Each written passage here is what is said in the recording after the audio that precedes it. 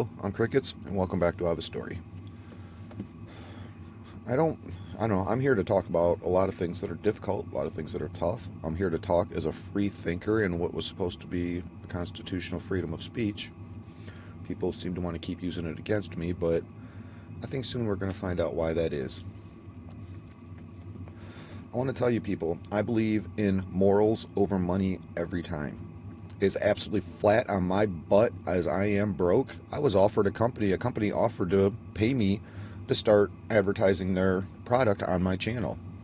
They offered me $100 for my first video. For me, $100 is 25% of my monthly income.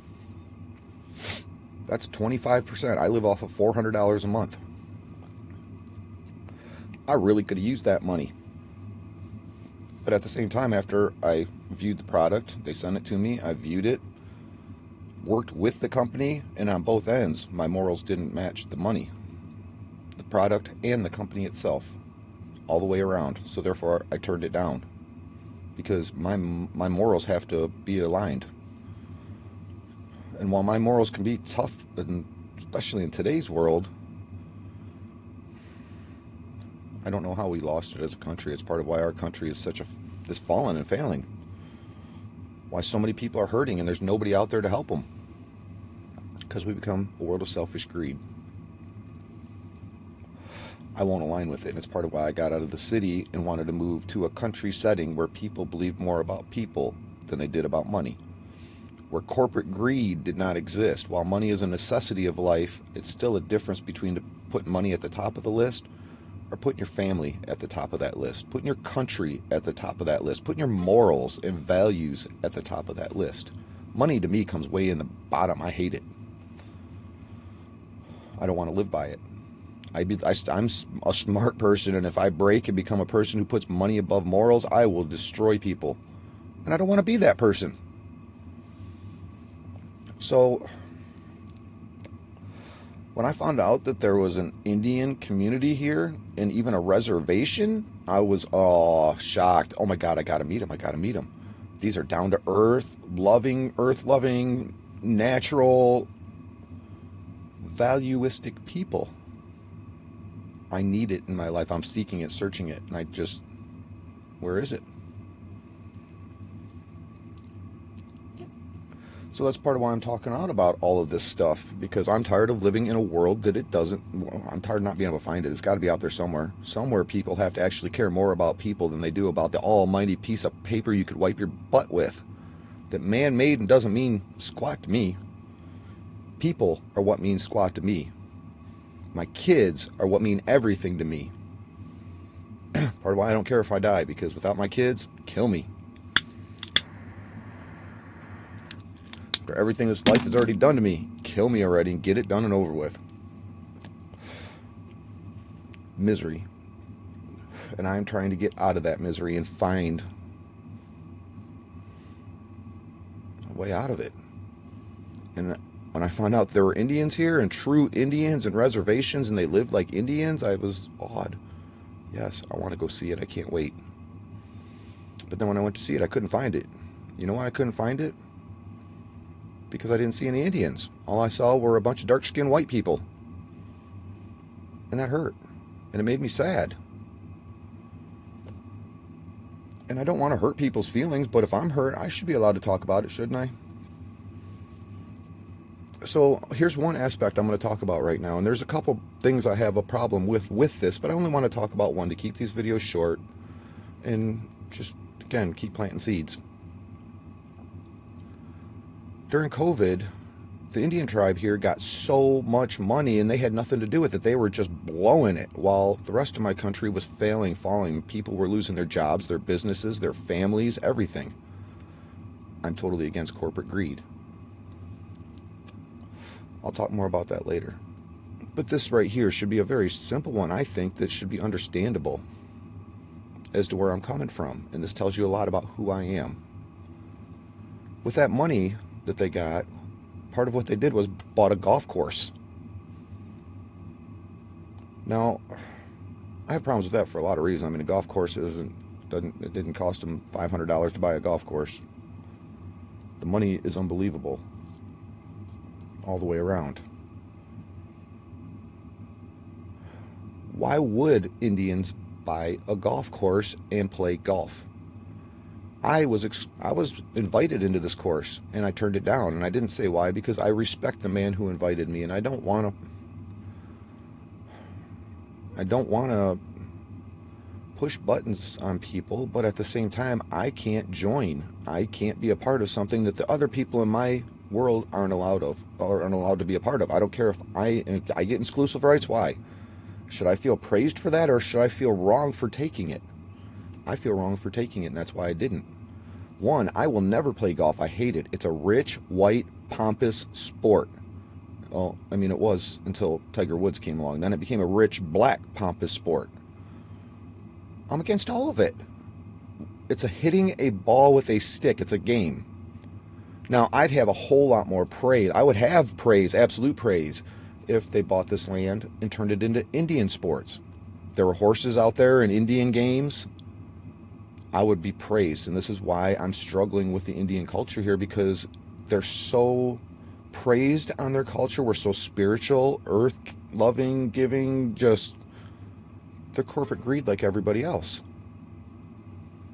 And why would you want to play golf? It's a game. There's a million games in the world. Hitting a ball with a stick actually puts you in the image and ideology of rich, white, pompous people. So why would you want to be a part of that? I don't. I won't play it. I won't go onto that golf course because it's golf. It's a game. I talk so much about children and adult children today that we just got to play games, and we put our morals over our desire to play like children. So I have a really hard time with that, because I came here seeking real people who live by what they say they live by. There's a million games in the world. Why golf? I can understand buying the course and turning it into Indian games and Indian heritage even, but you look down this golf course, and when you walk down it, it's just a white man golf course. There's nothing here that says Indian. It's just, there's nothing to even glorify their culture. I mean, other than grass and trees, but grass and trees are everybody's culture. Unless you grew up in like the South Pole or something. So I can't help but to ask, why golf? The only thing I see in that is there's money in it. And it's ideology that we want to be like the people that supposedly we don't like because they completely damned our culture. Which I'm going to talk more about in another video, about the whole, what I've learned more and more about the Indian culture and what happened in the past. And then again, once again, what we were taught wasn't all true, and I don't even know what is true anymore, because I'm tired of being lied to. It's part of why I'm trying to seek something real in my life. Part of why this hurts so much, because I wanted the Indians to be real to me. And they're not. They're just another white man with dark skin. And some of them even have white skin, because, again, I've asked, what is an Indian? Their population didn't stay true to Indians, and they have been bred out by other cultures, and they're not 100% full-fledged Indians anymore, and there are some, and I praised the man. As part of why I praised the man who invited me into this course, because not only does he want to share his culture with me and teach me, but he wants to teach everybody, and he wants to keep his culture alive. And I praise that man for that, because he should. Every Indian should. If you want to take special privileges, government subsidies, cell phones, utilities, car insurance, all the stuff, tax exemption, all the stuff you get because you are so praised to be an Indian, then why aren't you living by one?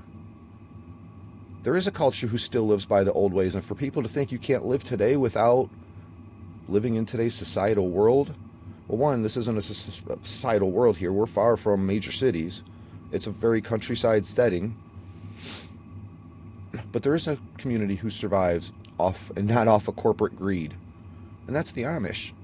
The Amish, they stay within their community. They keep their community bred within their communities. And I'm not saying that you should not be allowed to have relations with people outside of your nationality. But at the same time, if you're so proud of your nationality and you want to keep your nationality true, that's part of it. I mean, this whole world has become so delusional in this delusional world of inclusion. Not everybody wants to be included. Go to Detroit, look at how many segregated nationalities there are there. We have villages, don't we call them, like the Mexican village and the Oriental village, and we have people segregate themselves to what they feel comfortable with, which is people like them. I mean, that's just common sense, people. And there's nothing wrong, especially me. You see me in my stories about how I mingle with everybody. It is great to mingle with everybody, but at the same time, you still have your base roots that if you're going to stand up and say you're so proud of, then live by them. There's a man here who wears a kilt, and a lot of people kind of take aback from it. A lot of people enjoy it. There's a lot to it. But I give that man credit, and I took that man into my house because he was homeless, and even though he wore a kilt, I respected him just for the fact that he did, because that's his heritage, and he wears it on a daily basis. The only time I've ever seen the Indians dress like an Indian is one day a year on the powwow, and then they dress up, sing and dance, and then go back to putting on their white man clothes and go back to living like the white man. That saddens me. It really does. And especially when, again, they get rules and laws that they don't have to follow the rules and laws that I do. They get so much, they're treated like a whole different, it's like living in a whole different world inside my own country, where I am excluded to an extreme sense that I can't hunt when they do, I can't fish when they do, I can't fish how they do, all of it. But yet I'm, again, talked so much about this my whole entire life, since the day I became an adult. You can't be a police officer because you're a white man, Jason. And it's right in the city of Toledo's records all the way back in the late 90s, 2000s. They were making headlines 30 years ago in the newspaper about, we're an all-exclusive city. I'm sick of exclusion. I'm sick of it. Even if I'm included in the exclusion, I won't accept it because it's still exclusion and it's wrong of me to do it. So why are you?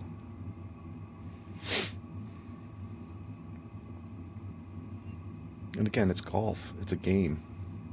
I'd even feel a whole lot better if it was a bowling alley, because that's not a rich, white, pompous sport. That's more the blue-collar, hillbilly sport. And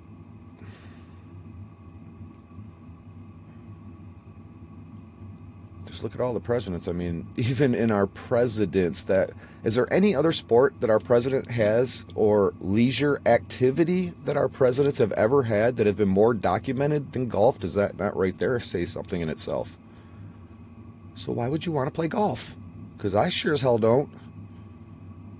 While golf courses are beautiful, at the same time, I hate even seeing them. Why didn't you fill in those holes and turn it into an Indian sport instead of a rich, pompous, white, elite sport?